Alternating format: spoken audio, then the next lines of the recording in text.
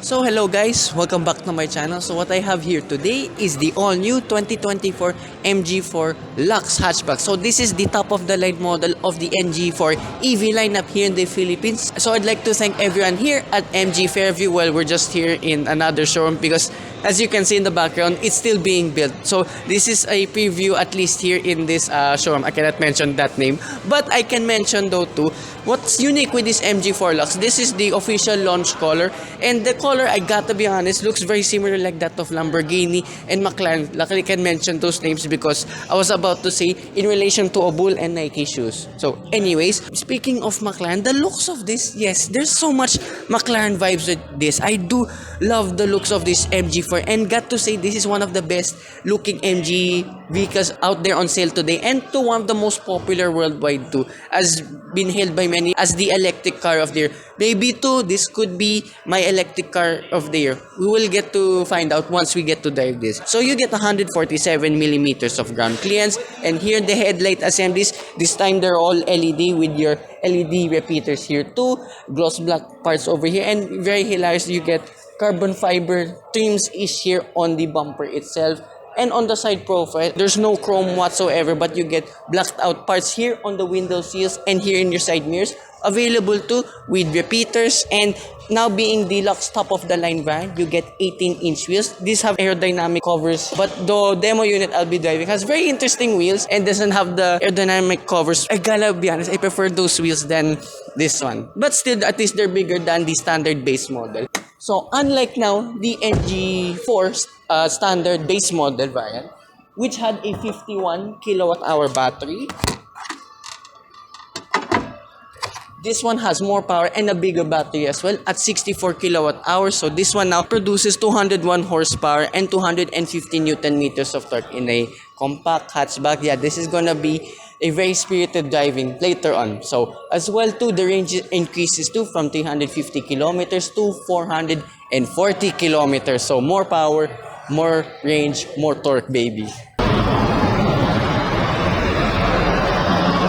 So back on the side profile, I do love all the distinctive curves and lines here, and as well again with the plastic, but I don't mind it. And here now with the rear of this MG4 Lux top of the line variant, there's a lot more interesting and more details here now than the standard, because this one now has a full functioning LED light bar, very good with that MG. And unlike the plain one of the standard variant, this one has a spoiler-ish here. It looks really good. I think that's as well to gain an aerodynamic advantage. So this part 2 now of this MG4 Lux, this one is now gray compared to the all black top one of the standard variant. And a very nice detail here too, the MG badge is covered here in this plastic case, along to with the LED lights. So open this boot up. Being a hatchback, it's pretty comparable with the rest of its competitors, like with the Nissan Leaf, I gotta say. You have a total here of 373 liters. You have one LED light here. No spare tire underneath, but you get a tire repair kit. Cubby spaces on either side with net storages. Very thick tonneau cover too. And when you finally fold all of the seats down as well, it is 1,777 liters, which is, I think, the biggest one too in its class. So this MG4, whether it's the Lux or the standard variant, this is gonna be one practical electric hatchback. So that's about it here with the boot. Let's check out the interior.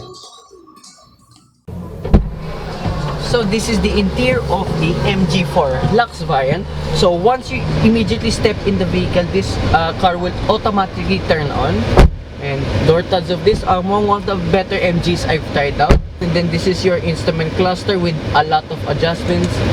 And then one drawback though, since the instrument cluster will immediately activate once you get in the vehicle, I wish the infotainment responds just a little bit quicker once you turn the air conditioning on and off. But at least it gives a very nice animation once you start the vehicle. A little bit laggy, but the resolution is pretty crystal clear, so I don't mind it whatsoever. Hurry up, my viewers can't hear me, aircon. There you go. So these are your adjustments, pretty much simple. And then here for your navigation, well, overall, this does not have onboard navigation with a specific unit, but at least you have now wireless Apple CarPlay, wireless Android Auto for this Lux variant. The standard only has wired stuff, but hey, at least even the base model, those features still exist. And speaking of two, The pad down here now too is as well a wireless system, and then here's for your rotary gear shift, electronic parking brake, and then a nice touch here with an MG electric font. And this is your charging, so we have 71% and 278 kilometers. Remember, this specific unit has been idle the whole time, so let me know in the comments down below if that's a good energy reading. So more geeky stuff here for your energy flow, current consumption. And then back here, swipe to the right. Pretty good resolution even though swiping left to right. And then you have an onboard dash cam too, surprisingly, as long as you have a USB, flash disk. And then here's for your 360-degree camera. It's a top-down system. The resolution, so, but I don't mind it. At least there still is. But I gotta admit though, it's even better than some other Chinese vehicles out there in general. Then more here for your vehicle settings. So these are all of your safety and driving features.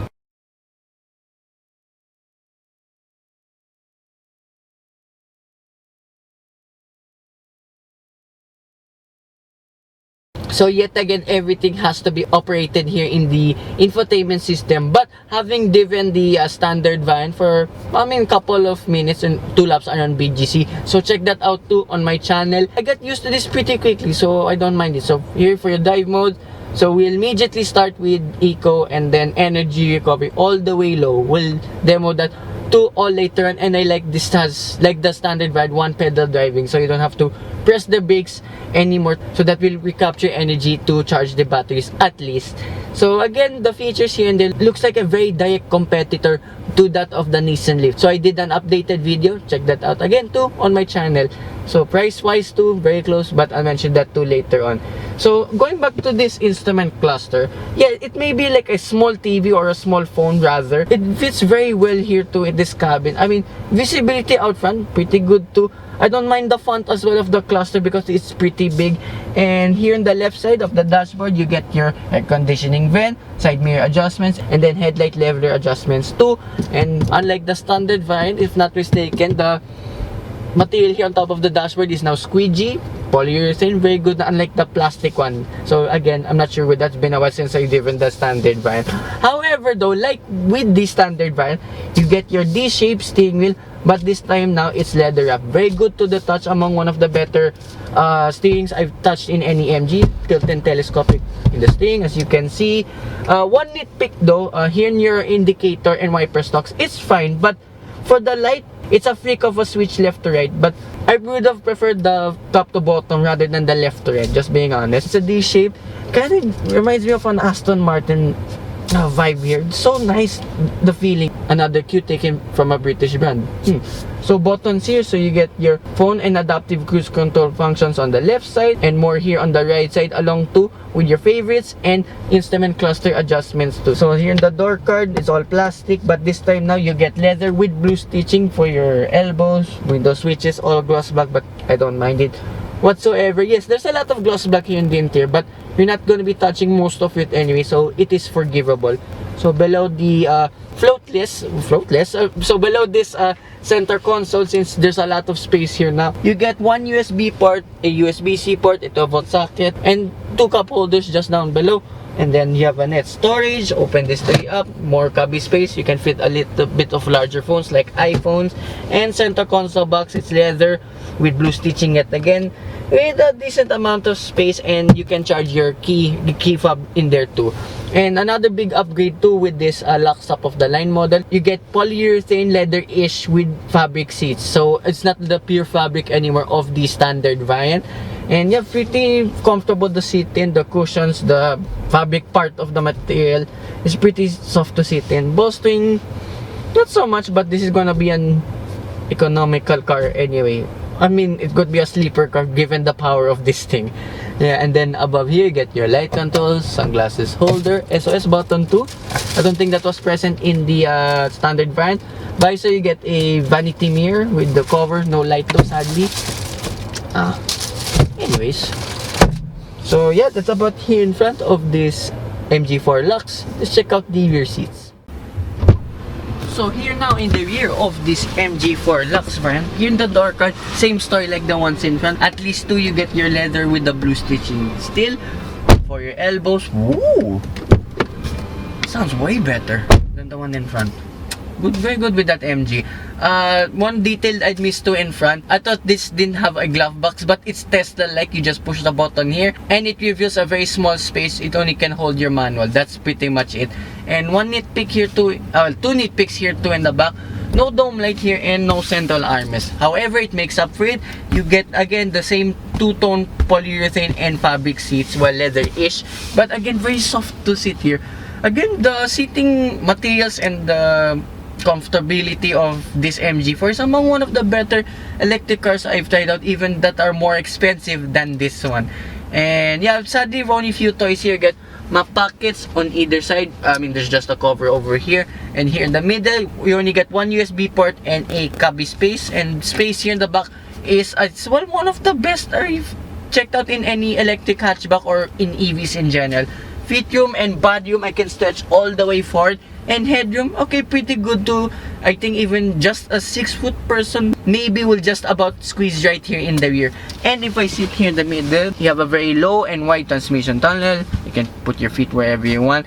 And here in the middle, this one's purely leather now. Sorry, polyurethane rather. It's a little bit harder than in the left and right side of the seats, but at least your ass will be a little bit colder than usual, since all of the air conditioning temperature would be absorbed by this material compared to fabric though. That's an advantage too with purely leather or polyurethane seats. So yeah, that's enough of me blabbering about this MG4 Lux. I cannot wait. Let's go for a drive.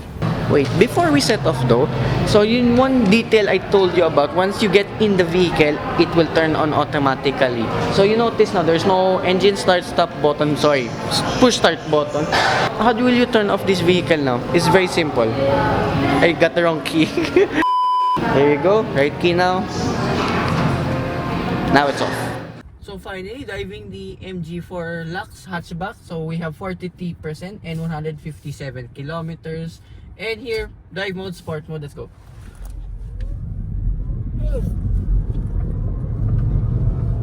Oh my god, wow! Right, I don't need to do a 0 to 100, let's switch you back to normal first. I don't need to do a 0 to 100 kilometer per hour time because it's already done by many YouTubers internationally out there too. The official time is done in 7.7 seconds. This is pretty peppy.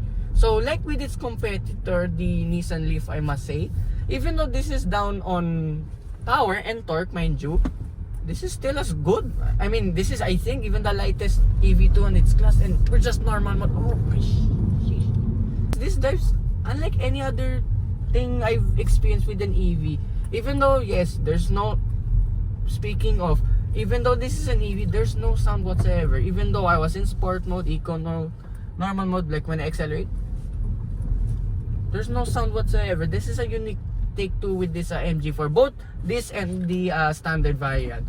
Yeah, like right there, you can hear a very minute of the electric motor, but again, there's no soundproofing like example with the BMWs. I mean, I do like those, but this is what I always look for in a electric vehicle. No sound as is. This one is perfect. The ride of this, okay, kinda so. I mean, it's just above par of stiff. Rides all of the bumps here in this village perfectly. So it's just right smack in the middle of not being too stiff, not being too comfortable, just the right amount.